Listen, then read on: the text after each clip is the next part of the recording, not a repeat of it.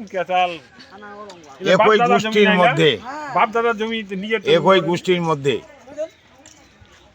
জমি একটা কেন্দ্র করে একটা বিশাল ধরনের একটা মারপিট, একটা গন্ডগোল একটা তৈরি হয়েছে। এখানে যেটা আমরা শুনলাম আর কি, তাতে বিচার পক্ষ কোর্টের কোনো বিচার হয়নি, কোনো রকম প্রশাসনিকগতভাবে বিচার হয়নি। বিচার হয়েছে তৃণমূল টু তৃণমূলের মনে করেন দিয়ে বিচার করে দিয়ে এখানে একটা কিছু মেম্বার প্রধান এখানে আসছিল, এরা বসে থেকে এখানে একটা মারপিট ঘটে গেছে। যেটা রক্ষা করার কথা ছিল, যেখানে মারপিট হবে না তত পর্যন্ত উভয় পক্ষকে মানানো না যায়, তাহলে এটাকে মানা উচিত ছিল। তা না বলে একটা মারপিট ঘটে গেল। এখন দুই পরিবারের লোক এখন বর্তমান জেলে, এখন অশান্তিতে এরা সবাই আছে। আমরা আমাদের পার্টির পক্ষ থেকে আমরা এখানে আসলাম, আসে আমরা বললাম যে ভাই, এই আপাতত রমজান মাস এটা পিসফুলি থাকেন, কোনো গণ্ডগোল করবেন না। এখন আপনারা যে জমির যে কাগজ আছে, জমির যে আইন আছে, যে একটা রেশিও আছে, তার মোতাবেক আপনারা সেটাকে দেখুন, কোর্টে আপনারা সেটাকে ফয়সালা নিন। এখন লোকগুলোকে কীভাবে রমজানের আগে জামিন করে নিয়ে আসা যায়, তার বাপ মা, তার স্ত্রী, তার ছেলেমেয়েরা এখানে উভয় পক্ষের কিন্তু বন্দী হয়ে আছে। এটা আমরা চাইছি শান্তি যেন একটা বজায় থাকে, আমরা এটুকুই চাইছি। বর্তমান যে এটা আমরা দেখলাম যে একই গোষ্ঠীর মধ্যে সামান্য জমি বিবাদকে কেন্দ্র করে আমরা দলগতভাবে যারা একচেটিয়াভাবে যারা ফয়সালাটা দিয়েছে, এটা আমরা অন্যায় মনে করি, এটা ঠিক হয়নি। এই সমাজকে বললাম যে ভাই, বর্তমান আপনারা এই সমাজের মনে করেন অঙ্গীকারবদ্ধ, আপনাদেরকে হতে হবে। আগামী দিনের জন্য আপনাদেরকে তৈরি থাকতে হবে, যেন আমরা সঠিক পাওনা থেকে কেউ যেন আমরা বঞ্চিত না হই, এবং সঠিক পাওনা থেকে যেন আমাদের কেউ যেন হারিয়ে না যায়। আমরা যেন সঠিকভাবে সেই কাজটাকে যেন আমরা করাতে পারি। আমরা যেন মনে করেন এই যে একক ছত্র গোষ্ঠীভাবে যেন আমরা এইভাবের উপরে মানুষকে লেলিয়ে না দিই, যেন আমরা মনে করেন কোনটা মারপিট না করিয়ে দিই, এইটুকুই আমরা আশা করি।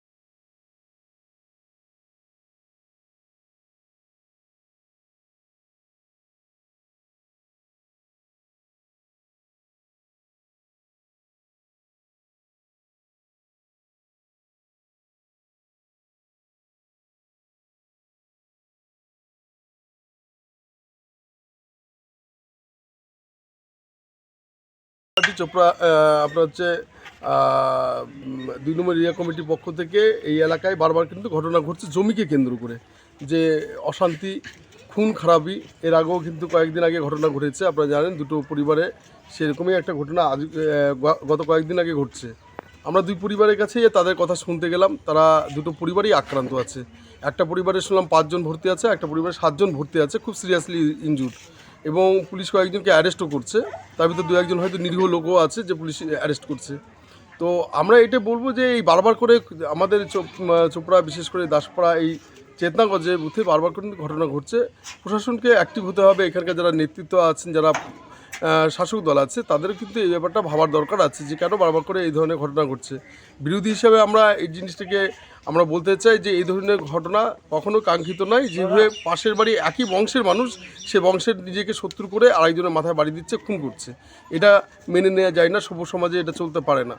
আর আপনি যেটা বললেন যে কেস খামারে, আমরা নিশ্চিতভাবে দুই পক্ষকেই বলবো যে আইনের উপর ভরসা রাখেন। প্রশাসনকে এখানে তৎপর হতে হবে। কয়েকটা অভিযোগ উঠে আসলো, এর বাড়িতে পাথর পড়ছে, ওর বাড়িতে পড়ছে, তার মা আরেস্ট আছে, তার বাবা বাড়িতে নেই, বাচ্চা আছে, বা যা অভিযোগগুলো আসছে, প্রশাসন জন্য এই ব্যাপারটা খুব বিশেষভাবে দেখে যে যাতে এই ধরনের ঘটনা না ঘটে।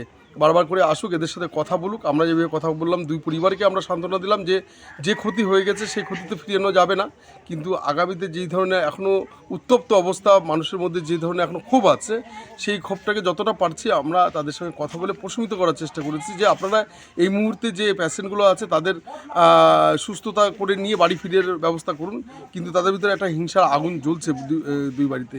তো আপনার মাধ্যমেও প্রশাসনকে আমরা এটাই বার্তা বা এটাই আবেদন করব যে এই ব্যাপারটাকে প্রশাসন যেন কোনো হালকাভাবে না দেখে, কেন আমরাও কিন্তু এখানে একটা অন্যরকম গন্ধ পেয়ে যাচ্ছি। বারবার কাছে দুই পক্ষের কাছে আমরা আবেদন করছি, হাত জোর করে আবেদন করছি, না ক্ষতি হয়ে যাবে, আপনার বাড়ির পরিবারের লোক ক্ষতি হলে কেউ কিন্তু ফিরিয়ে দেবে না। তো এই ঘটনাটাকে যাতে বড় না হয়, এবং প্রশাসন এবং শাসক দল দুজনেই কিন্তু দায়িত্ব থেকে যাচ্ছে যদি এই ধরনের ঘটনা থেকে তারা কিন্তু সঠিকভাবে মূল্যায়ন করে যেন সেই দৃষ্টিভঙ্গি রাখে, এবং বিরোধী হিসেবে আমাদের যে কোনো ভূমিকা হবে, যে কোনো সহযোগিতা লাগবে, আমরা কিন্তু তাদের এই পাশে আসবো, বারবার করে ডাকলে আমাদের পাশে আসবো।